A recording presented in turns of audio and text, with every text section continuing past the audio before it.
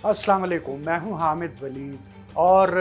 पाकिस्तान तहरीक-ए-इंसाफ के ख़िलाफ़ ना सिर्फ ये कि इस्टेब्लिशमेंट बल्कि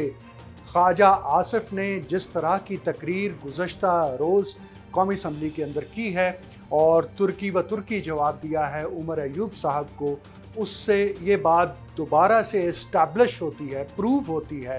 कि पीटीआई के ख़िलाफ़ डोज को डबल कर दिया गया है। पहले DGISPR ने कहा कि आप माफ़ी मांगें, अपने किए पर नदामत का इजहार करें, जिसके ऊपर पाकिस्तान तहरीक-ए-इंसाफ की जानिब से बहुत स्ट्रॉन्ग रद्द अमल आया और उन्होंने किसी ने कहा कि हम तो अपने बाप से माफ़ी नहीं मांगते, तो किसी ने कहा कि माफ़ी मैं क्यों मांगूं, माफ़ी तो इन्हें मुझसे मांगनी चाहिए थी और अब ये कि हम इन्हें इस हवाले से ख़त भी लिखेंगे।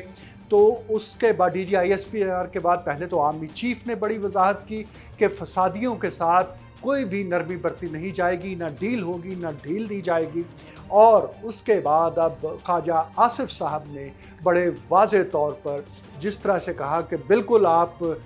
तमाम जो कमीशंस हैं और जो तमाम आइन की जो खिलाफ वर्जियाँ हैं उसके ख़िलाफ़ तहकीकात करें, उसको मंजर आम पर लाएँ और हमूदुर रहमान कमीशन से नहीं, जो कि उमर अयूब का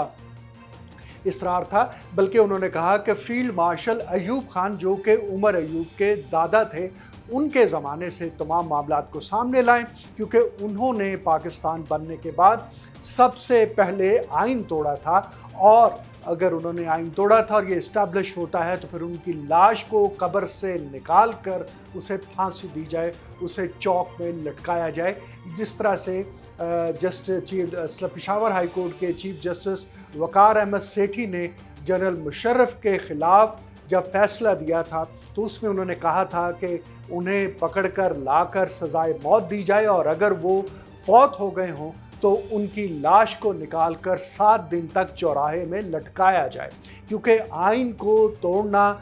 रियासत के साथ संगीन गद्दारी के मुतरादिफ है। तो ये ख्वाजा आसिफ साहब का जो जवाब है, ये दरअसल पाकिस्तान तहरीक-ए-इंसाफ के लिए एक पैगाम है कि आप एक बात करेंगे, इसके जवाब में आपको 2 बातें की जाएंगी। आप एक दफ़ा रियासत की रिट को चैलेंज करेंगे तो आपको इस कदर आप पर हमले किए जाएंगे कि आपको नील डाउन होना पड़ेगा, आपको घुटनों के ऊपर झुकना पड़ेगा। दूसरी जानब एक अहम पेशरफ्त ये है कि नवाज शरीफ जो हैं 18 अप्रैल को पाकिस्तान मुस्लिम लीग नून के सदर दोबारा से मुंतखब होने जा रहे हैं और उससे पहले राना सनाउल्लाह साहब तसलसल से कहते आ रहे हैं कि सबको बैठना होगा और अगर ये बैठकर मुज़ाकरात करने और एक पीटीआई दूसरी पॉलिटिकल फोर्सेस को तस्लीम करने के लिए तैयार है तो फिर इमरान खान का जेल से बाहर आना कोई बड़ी बात नहीं है। तो ये भी एक सिग्नलिंग है पाकिस्तान तहरीक-ए-इंसाफ को कि अब जबकि नवाज शरीफ जो हैं वो मदारुल महाम होंगे PMLN के और तमाम मामलात उनके कंट्रोल में आ जाएंगे दोबारा से सदर बनने के बाद, अगरचे अब भी उन्हीं के कंट्रोल में है, लेकिन तब वो जो बात करेंगे वो एक सियासी जमात के सरबराह के तौर पर वो बात समझी जाएगी और वो मैसेज अक्रॉस द बोर्ड जाएगा।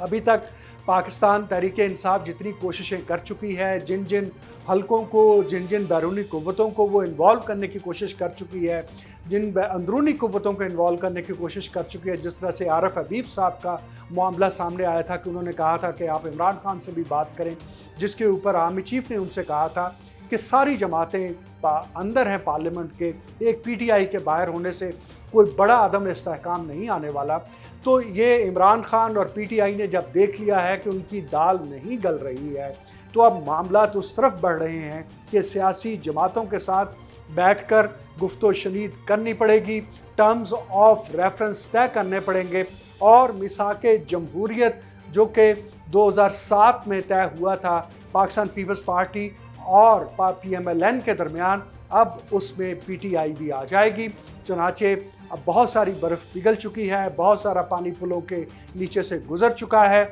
और इमरान खान अगर अब अगले 3 महीने के अंदर अंदर मुज़ाकरात पर, सियासी जमातों के साथ मुज़ाकरात पर आमादा ना हुए तो फिर उन समेत पाकिस्तान तहरीक-ए-इंसाफ के